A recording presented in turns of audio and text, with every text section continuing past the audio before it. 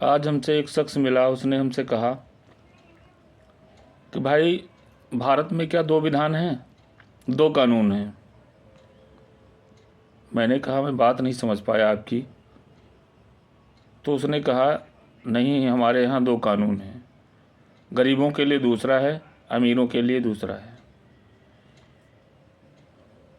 मैंने कहा ऐसा नहीं है, देश संविधान से चलता है। उसने कहा संविधान से अगर चलता है तो एक चीज़ हमको ये बताओ आप कि आम आदमी के ऊपर तुरंत कानून लागू हो जाता है, हावी हो जाता है।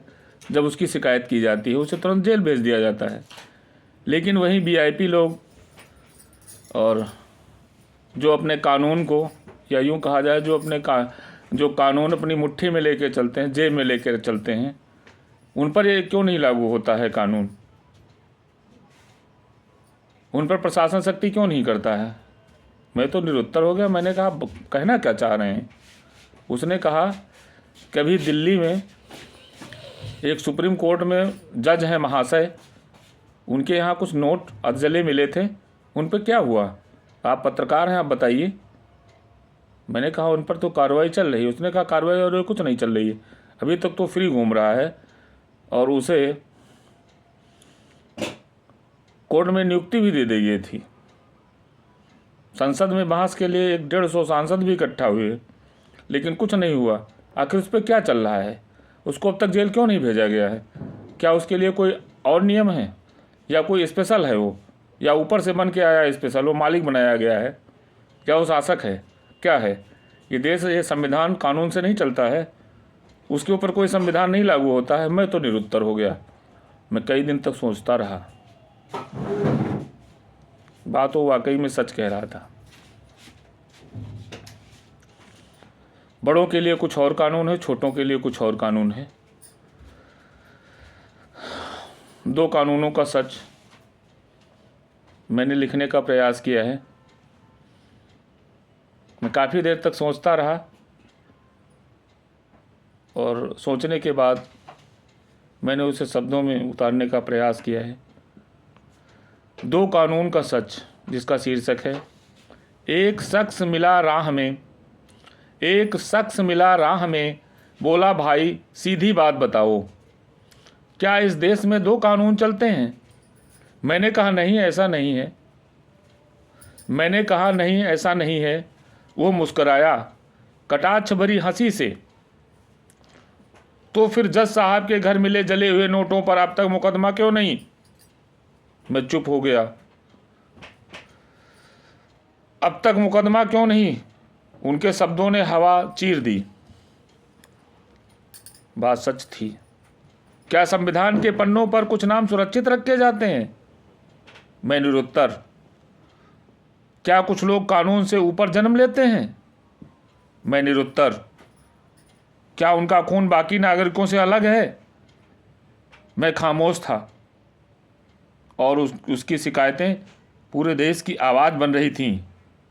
वो कहता गया, आम आदमी तो सांस लेने से पहले सोचता है कि कहीं नियम न टूट जाए। उसके हिस्से में न कोर्ट, न राहत, न तारीख, सिर्फ सजा ही सजा है। लेकिन जो खजाना चाट जाते हैं, जो जनता की कमाई को अपनी जेब में डालते हैं, उनकी चौखट पर कानून पांव क्यों डगमगाता है? मैं फिर भी निरुत्तर रहा, क्योंकि मुझे कोई उत्तर नहीं सूझ रहा था। उसने आगे कहा, हमें स्कूल में पढ़ाया गया था सब बराबर हैं, पर सड़क पर जब मामला आता है तो बराबरी सिर्फ गरीबों के लिए है।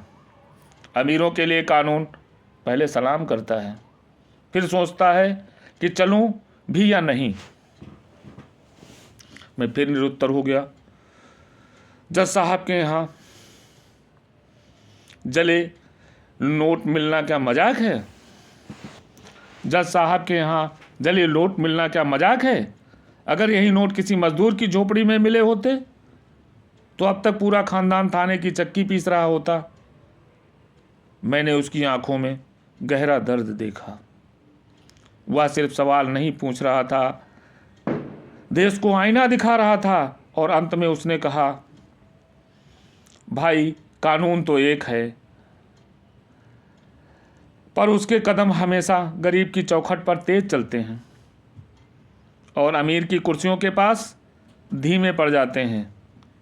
तुम बताओ आखिर वो कौन लोग हैं? तुम बताओ आखिर वो कौन लोग हैं जिन पर नियम लागू नहीं होता?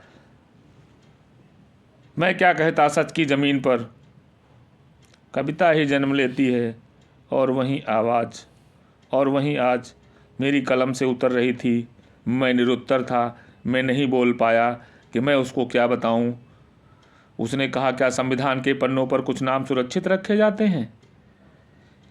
क्या कुछ लोग कानून के ऊपर जन्म लेते हैं? क्या उनका खून बाकी नागरिकों से अलग है? उसने शब्दों की हवा चीर दी। मैं खामोश था और उसकी शिकायतें पूरी देश की आवाज़ बन रही थी। वो कहता गया, आम आदमी तो सांस लेने से पहले सोचता है कि कहीं नियम न टूट जाए। उनके हिस्से में न कोर्ट, न राहत, न तारीख, सिर्फ सज़ा ही सज़ा है।